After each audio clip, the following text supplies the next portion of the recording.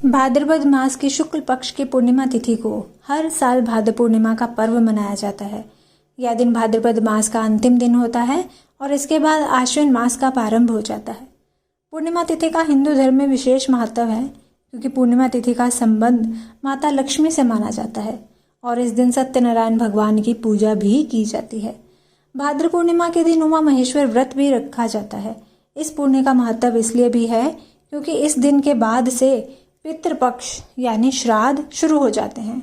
शास्त्रों में भाद्र पूर्णिमा का लाभ उठाने के लिए कुछ उपाय बताए गए हैं जिनके करने से घर में सुख शांति के अलावा सौभाग्य की प्राप्ति होती है, ऐश्वर्य की प्राप्ति होती है और साथ ही माता लक्ष्मी का आशीर्वाद भी प्राप्त होता है। हरे कृष्णा, राधे राधे। आप सभी का बहुत बहुत धन्यवाद मेरे चैनल पर आने के लिए। आज की वीडियो का विषय है भाद्रपद पूर्णिमा की संपूर्ण जानकारी, जिसमें आपको तिथि, शुभ मुहूर्त, महात्व, उपाय सब बताए जाएंगे। अगर आप मेरे चैनल पर नए हैं तो मेरे चैनल को सब्सक्राइब कर लीजिए और साथ ही बेल आइकन को प्रेस कर दीजिए ताकि हर वीडियो की नोटिफिकेशन आपको मिलती रहे। और अगर वीडियो अच्छी लगे तो कृपया वीडियो को लाइक कीजिएगा, शेयर कीजिएगा, कमेंट ज़रूर कीजिएगा। आइए जान लेते हैं तिथि और शुभ मुहूर्त के बारे में। इसकी शुरुआत 7 सितंबर 2025 को रात्रि 1:41 से होगी। यह रात्रि यानी कि 6 वाली रात्रि की बात हो रही है और जिसका समापन 7 सितंबर को ही 11:38 पर होगा। ये दिन के टाइम की बात हो रही है। हिंदू धर्म में उदय तिथि की मान्यता है, ऐसे में भाद्रपद पूर्णिमा 7 सितंबर 2025 को ही मनाई जाएगी। अब इसका महत्व जान लेते हैं। भाद्रपद महीने के शुक्ल पक्ष को मनाई जाने वाली भाद्रपद पूर्णिमा भगवान विष्णु और देवी लक्ष्मी की पूजा अर्चना के लिए समर्पित मानी जाती है। इस दिन व्रत रखने तथा दीन दुखी निर्धन लोगों को दान देने से मन की शांति, पापों का नाश और सुख समृद्धि की प्राप्ति होती है। भाद्रपद पूर्णिमा से ही पितृपक्ष की भी शुरुआत हो जाती है, इसलिए इस दिन स्नान दान करने का विशेष महत्व है। माना जाता है कि पूर्णिमा के दिन गंगा या अन्य पवित्र नदियों में स्नान करने से साधक के सभी पाप धुल जाते हैं और उसे पुण्य फलों की प्राप्ति होती है। दान का महत्व। सनातन परंपरा में दान देना पूजा और उपासना का अभिन्न अंग माना जाता है। वास्तव में दान देने की परंपरा अनादिकाल से ही चली आ रही है। धार्मिक ग्रंथों और शास्त्रों में दान को मानव जीवन में अनिवार्य माना जाता है। दान की महिमा तभी होती है जब वह निस्वार्थ भाव से ऐसे व्यक्ति को दिया जाए जिसे उसकी सबसे ज़्यादा ज़रूरत हो। यदि कुछ पाने की लालसा में दान दिया जाता है तो वह अपना पूर्ण प्रभाव नहीं छोड़ पाता और उसका पुण्य भी साधक को पूरी तरह से नहीं मिल पाता। आपके द्वारा दिया गया दान अनेक हाथों से लौटकर आपके पास आता है। साथ ही आपके द्वारा किए गए दान का फल इस जन्म में ही नहीं बल्कि मृत्यु के बाद भी मिलता है। अतः किसी भी त्योहार या शुभ समय पर पात्र व्यक्तियों को निस्वार्थ भाव से पूरे मन के साथ श्रद्धा पूर्वक दान करें। और यह गरुड़ पुराण में भी लिखा गया है कि भगवान विष्णु द्वारा दान के महत्व को वहाँ बताया गया है। दान का महत्व का उल्लेख करते हुए पुराने ग्रंथों में कहा गया है कि जमीन पर डाला हुआ छोटा सा वट वृक्ष का बीज जैसे जल के योग से बढ़ता है, वैसे पुण्य रूपी वृक्ष भी दान से बढ़ता है। अब जान लेते हैं कि किन चीज़ों का दान आपको करना चाहिए। भाद्रपद पूर्णिमा पर दान का बड़ा महत्व माना जाता है और पुण्यकारी अवसर पर आप अन्न और भोजन का दान कर सकते हैं। इस दान को सर्वोत्तम दान माना गया है। अन्नदान सर्वोत्तम दान। भाद्रपद मास की पूर्णिमा के पुण्यकारी अवसर पर दीनहीन, निर्धन, दिव्यांग बच्चों के लिए और जो भी ज़रूरतमंद है ब्राह्मणों के लिए भी आप अपने इच्छा के अनुसार जो आपका सामर्थ्य हो, जितना आपसे बन पाए वह दान कर सकते हैं। ग्रहण का साया भी जान लेते हैं।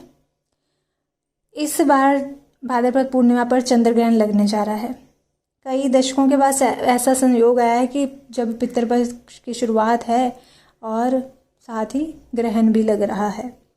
भारतीय समय के अनुसार यह ग्रहण 7 सितंबर को रात्रि 9:58 से प्रारंभ होकर देर रात 1:26 तक चलेगा।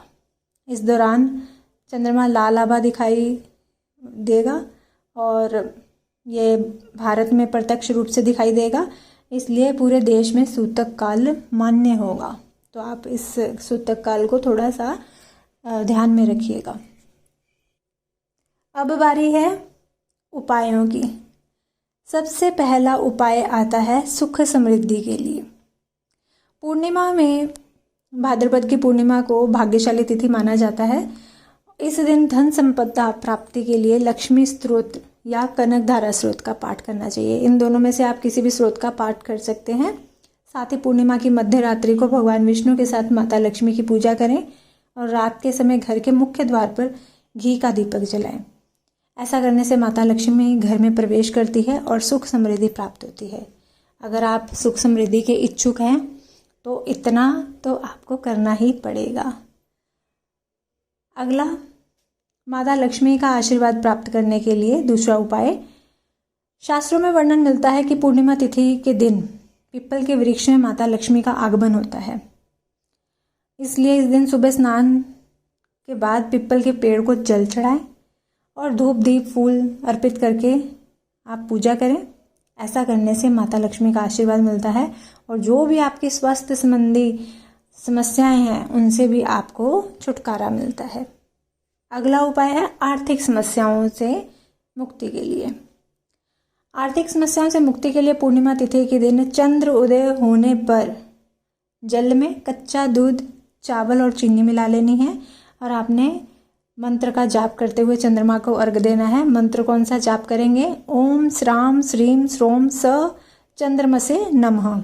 दोबारा बता देती हूँ, ओम श्राम श्रीम श्रोम स चंद्रमसे नमः। इस मंत्र का जाप करते हुए अर्घ्य दें। ऐसा करने से धन संबंधी जो भी आपकी समस्याएं हैं आपको छुटकारा मिलेगा। साथ ही अगर आपको नौकरी में या व्यवसाय में प्रगति चाहिए तो वह भी मिलेगी। और अगर पति पत्नी एक साथ में अर्घ्य देते हैं तो उनका जीवन भर, उनका जो बंधन है वह अटूट बना रहता है, उनका प्रेम अटूट बना रहता है और इससे आपको लाभ होगा। और स्वास्थ्य के लिहाज से भी अगर देखें तो यह बहुत लाभकारी है। आंखों के रोग में भी फायदा मिलता है और आपका स्वास्थ्य उत्तम रहेगा। अगला उपाय है, अगर आप अपने धन कोष में वृद्धि करना चाहते हैं, तो ये तो हर कोई चाहता है धन कोष में वृद्धि हो, तो उसके लिए उपाय जान लेते हैं। भाद्रपद पूर्णिमा के दिन माता लक्ष्मी की प्रतिमा या तस्वीर कुछ भी आपके पास हो, जो भी, आप उसके सामने 11 कोड़ियों पर हल्दी का लेप लगाकर माता के चरणों में अर्पित करें। फिर हल्दी या केसर का तिलक लगाकर पूजा करें। कोड़ियों की आपने पूजा करनी है, माता लक्ष्मी के चरणों में रख दी, उसके बाद आपने पूजा करनी है। इसके बाद आप पाठ कर सकते हैं, लक्ष्मी स्तोत्र का पाठ कर सकते हैं, कनक धारा स्तोत्र का पाठ कर सकते हैं, जो आप पाठ करना चाहते हैं। जब पाठ पूर्ण हो जाए तो आपने कोड़ियों को लाल कपड़े में बांधकर तिजोरी में, और जो भी आपका धन कोष, जो भी जहाँ पे भी जो जगह बनाई हो आपने, वहाँ रख दीजिए। ऐसा करने से आपके धन कोष में वृद्धि होगी।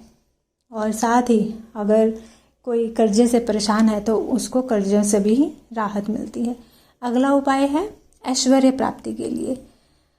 अगर आप भी ऐश्वर्य प्राप्त करना चाहते हैं तो पूर्णिमा के दिन, खास करके ये भाद्रपद पूर्णिमा की बात हो रही है, तो इस दिन माता लक्ष्मी को इत्र अर्पित करें या अगरबत्ती जो कि सुगंधित हो वह अर्पित करें। और घर या व्यवसाय में व्यापार वृद्धि यंत्र या श्री यंत्र है उसकी स्थापना भी आप कर सकते हैं, पर इसकी आप विधिवत पूजा करवा के स्थापना कीजिए। तो ऐसा करने से माता लक्ष्मी जो है स्थायी रूप से निवास करती है और सुख समृद्धि और आपको ऐश्वर्य की प्राप्ति होती है। विशेष रूप से इत्र माता लक्ष्मी को अति प्रिय है, तो आप अर्पित कीजिए उन्हें। अगला, आर्थिक उन्नति अगर आप चाहते हैं तो माता लक्ष्मी को खीर अति प्रिय है, तो भोग लगाइए माता लक्ष्मी को खीर का। और साथ ही अगर छोटी छोटी सी कन्याएं मिल जाएं आपको, 5 कन्याओं को भी भोजन करवाएं। इसके बाद आदर सत्कार के साथ उन्हें दान दक्षिणा देकर उनका आशीर्वाद लेके उन्हें विदा करें। और घर की सबसे बड़ी, जो भी आपके घर की जो भी महिला है, वो भोजन करवाएं उन्हें और फिर माता लक्ष्मी का प्रसाद दें उन्हें और उनका आशीर्वाद प्राप्त करें। तो ऐसा करने से जो भी आपकी आर्थिक उन्नति आप चाहते हैं वह आपको मिलेगी, आपको अवश्य ही लाभ होगा, माता लक्ष्मी की कृपा आपको मिलेगी। तो ये सभी उपाय हैं जो आप कर सकते हैं। सारी जानकारी आपको बता चुकी हूँ। अगर आप मेरी जानकारी से संतुष्ट हैं तो कृपया वीडियो को लाइक कीजिएगा, शेयर कीजिएगा। मिलती हूँ अपनी अगली वीडियो के साथ, तब तक के लिए सभी को हरे कृष्णा, राधे राधे।